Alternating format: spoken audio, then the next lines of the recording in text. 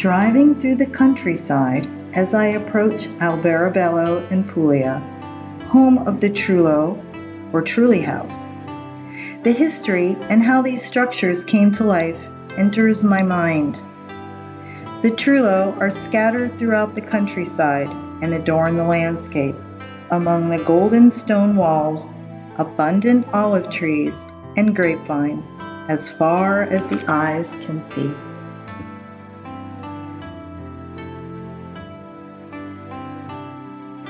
I know of no more encouraging fact than the unquestioning ability of man to evaluate his life by conscious endeavor. Henry David Thoreau. What makes you feel alive? What brings you joy? Well, I say, go out and do it. Yes, make it happen.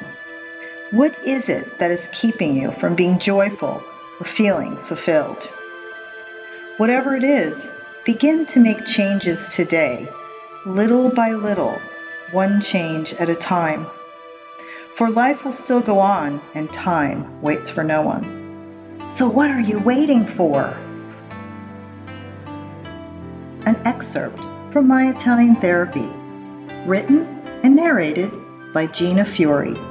Chapter 3, The Other Side of the Fence. Available on Amazon Audible.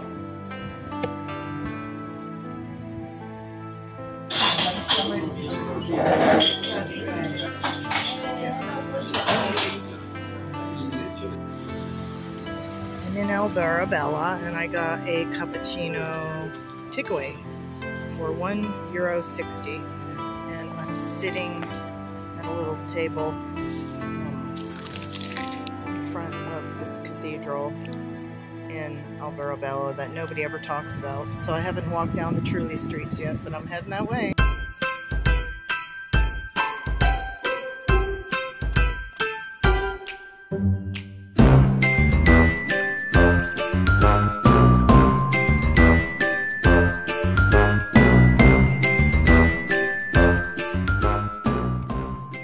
The origin of the Trullo is unclear. It is often claimed that the shape of the Trullo goes back to the 17th century tax-evading scheme by the Counts of Acquaviva, ruling the county of Conversano, which included Alberobello since 1481. According to this narrative, dry stone architecture was imposed upon the settlers so that their houses could be quickly dismantled, thus avoiding taxation on permanent housing structures and new settlements by the Kingdom of Naples.